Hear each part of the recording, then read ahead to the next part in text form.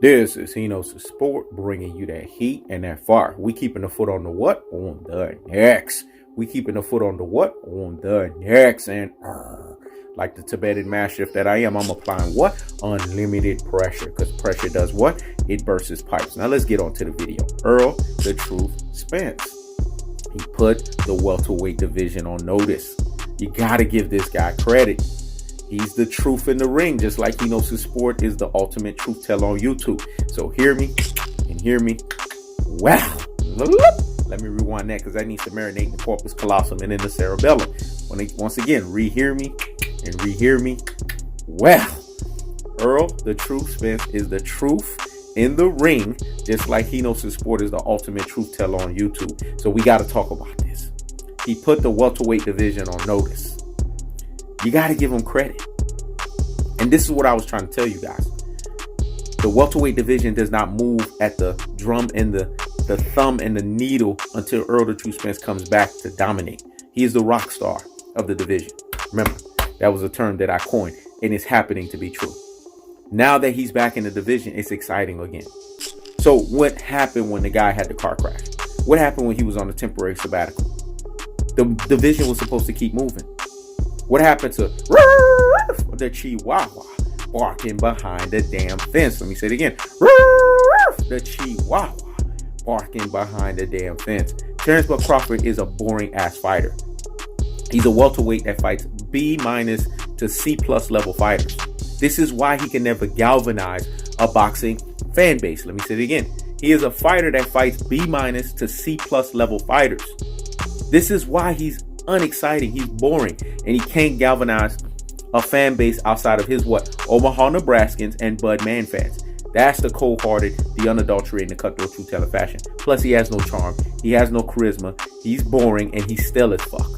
All he wants you to think is that he's exciting, and he's not even that exciting in the ring. What is hit me, I'ma hit you back. Hit me, I'ma hit you back. Hit me, I'ma hit you back. You know what I call that? I call that juvenile boxing. Because the thing with him, that's a flawed DNA fighter identity style. Because if you appeal to his bullshit killer instinct of hit me, I'ma hit you back. Hit me, I'ma hit you back. Hit me, I'ma hit you back. Then you get the green doodoo variation, i.e. Green Machine, drop his ass within 3 rounds. That's what happens. You get Jose Benavidez to tag his ass up for 12 fucking rounds. You get Indungo, the Julius variation, to hit him with 3 body shots to make him go. You get a fight with Jeff Horn, who really it took him a lot longer than he was supposed to get him out of there because his quote-unquote excuse was Jeff Horn was a big-ass dude. You get situations like the Amir Khan fight where he fights an Amir Khan that's 5 years past his prime at that time. This is what Terence Crawford has been. A consistency of mediocrity. Let me say it again. Terence Crawford has been a consistency of mediocrity. So he's out of the equation. Because we've showcased himself in cold-hearted, unadulterated, cutthroat, truth teller fashion as a what?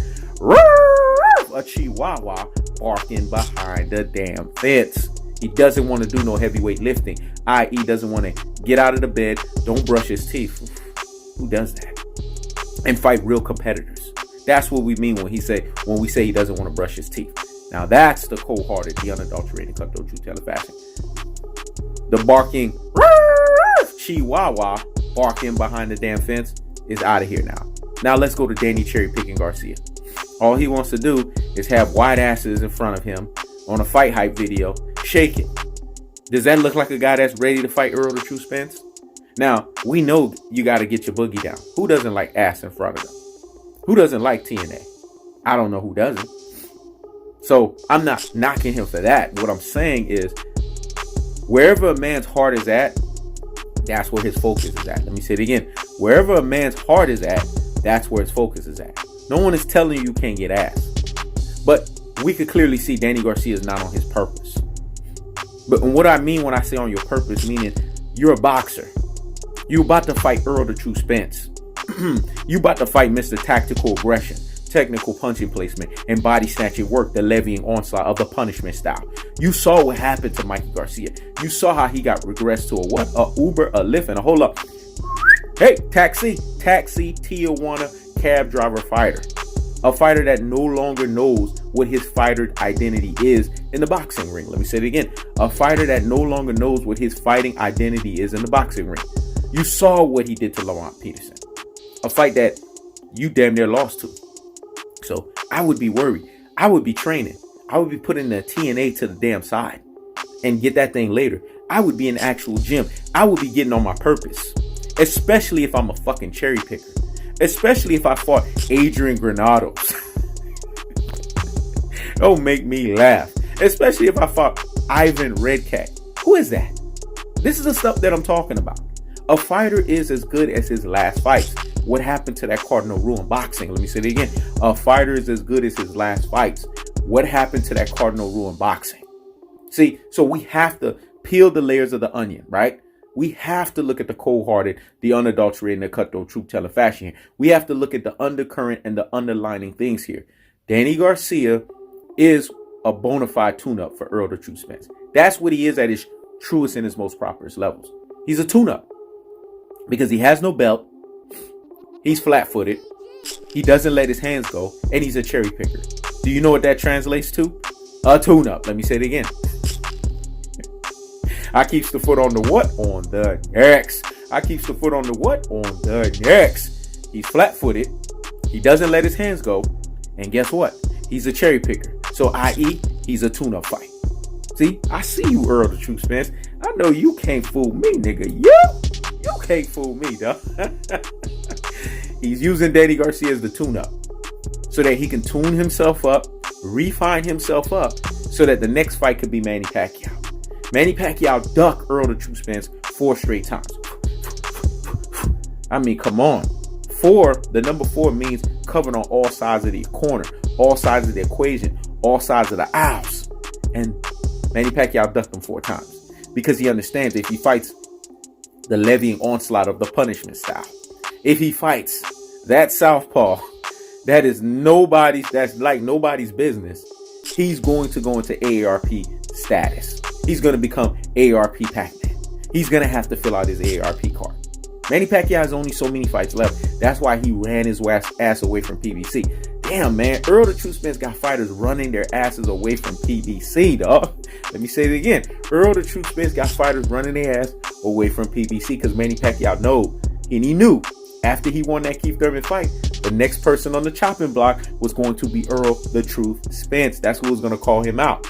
And him staying in PBC, how could that fight not easily be made? How could Al Heyman not put putty in Errol the Truth Spence's hand? Let me say it again. How could he not put putty in his favorite fighter hand at the welterweight division in Errol the Truth Spence? Manny Pacquiao was going to be lunch meat. He was going to be shark meat, like LL Cool J says in Deep Blue Sea. Deepest bluest, my heart is like a shark's fin. Deepest bluest, my heart is like a shark's fin. And number 3 for confirmation, dog. Deepest bluest, my heart is like a shark's fin. That's the thing with sharks, dog. They swim in deep waters. That's their natural habitation, dog. What I said was so deep and profound. I gotta rewind that one again, dog. So hear me and hear me well. Deepest bluest, my heart is like a shark's fin. Deepest bluest, my heart is like a shark's fin. Deepest bluest, my heart is like a shark's fin, dog. Sharks, the megalodon variation that Errol the Truth Spence is, they swim in deep waters, dog, because that's their natural habitation. They like to do their damage in deep waters. This is why when Errol the Truth Spence fights, he fights like a shark. You get it? Because sharks put your ass in deep waters. They put you in deep territories. Do you want to know what the deep water is? It's called tactical aggression. It's called technical punching placement. It's called body snatching work, the levying onslaught of the punishment style. I'm going to ride on this one a little bit, dog, because we got to explain to you guys some shit. You're Dennis Ugas. We get it. You're the boogeyman. He knows the sport was the one that coined you as the boogeyman, dog. And I better get my credit out here in these YouTube streets for that, because I was the standard bearer, the trendsetter for that. Let me say it again. I was the standard bearer, the trendsetter for that, because people were sitting here saying that Terence Crawford, the Chihuahua, barking behind the damn fence that has no heavyweight lifting street cred to his name in the welterweight division, was the guy that was the boogeyman. How the hell is he a boogeyman? Jeff Horn, the lame duck variation. Jose Benavidez, the one-legged gimp. Amir Khan, 5 years past his prime at that time. and green doodoo, i.e. green machine, drop your ass in 3 rounds, okay, yeah, that's boogeyman status. Boogeyman status is your Dennis Ugas, an accomplished Cuban background pedigree. Earl the True Spence even acknowledged that. This man scarred up and martyred and damn near massacred a freaking Omar Figueroa in that last unanimous decision fight. This guy right here has Sean Porter don't even want to call his name out. That is boogeyman status, dog. Let me say it again. He massacred Omar Figueroa in a 12-round decision. He got Sean Porter don't even want to call his name out. That's boogeyman status right there. And now he's sitting here saying Earl the True Spence don't want to fight him. No, you can't hunt the hunter, dog. Let me say it again. You can't hunt the hunter. You just don't got no name. Don't worry. The big fish is going to put you on the chopping block. But when he puts your ass on the chopping block, it'll be at 154. Because unlike these other welterweights, your Dennis Ugas is good enough. And if you look at his size variation and you have what's called the true boxing eye test, you could tell that he can translate himself to 154 pounds. Because he has the height differential, he has the size differential, and he has the boxing ability. And he's good enough to be a 154 pounder. So Earl the True Spence and Dennis Ugas will be a great fight at 154 because Earl the True Spence already told you his 147 lineage. He already told you his 147, Mr. Line 'em Up, a.k.a.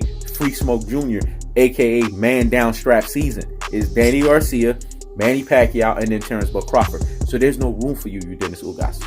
And it's not because Earl the True Spence is scared of you, because remember, you can't hunt the hunter. Let me say it again. It's not because Earl the True Spence is scared of you. You can't hunt a hunter. The truth of the fact of the matter is this, is because you don't got no name and you don't have anything that he wants. Remember, this guy's all about legendary status. He's all about separating himself from the pack. He's going to need to collect some belts.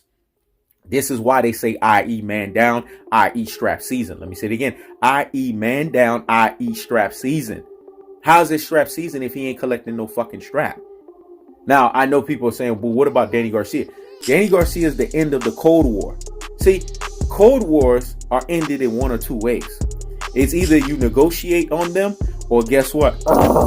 You apply unlimited pressure. Let me say it again.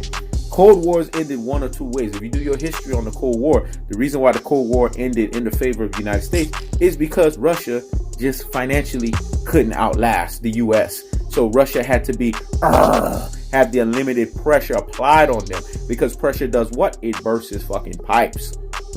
That's what the situation is going to be when you sit there and look at that situation with a Danny Garcia. He's a Cold War situation. Earl the True Spence got to take care of that first. Because Danny Garcia was one of those guys that was stalling him from him having welterweight supremacy. See, he doesn't have that history with you, Dennis Ugas. So he can fight your rabbit ass whenever he chooses to. Because guess what? When you are the big fish, when you are the rock star, you get to pick your opponents when you get to pick them. You ain't ducking your ass. It's just right now, you're not in the wind to be eaten by the deepest, bluest. My heart is like a shark's fin. Deepest, bluest. My heart is like a shark's fin. Don't worry. He coming for your ass. Because the big fish always loves to eat little guppies. Let me say it again. The big fish always loves to eat little guppies. The truth of the fact of the matter is this, dog. When you're rocking with the best, you don't settle for the rest, dog. Let me say it again. When you're rocking with the best, you ain't got time to settle for the rest. Why should you?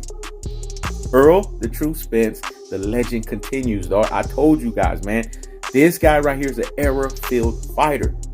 We have not seen so much hoopla, so much media attention, so much acclaim behind a fighter since Floyd Money Mayweather. This is why Richard Schaefer said we left the Mayweather era and we ushered into the Spence era. Let me say it again. We left the Mayweather era and we ushered into the Spence era. Spence is that dude.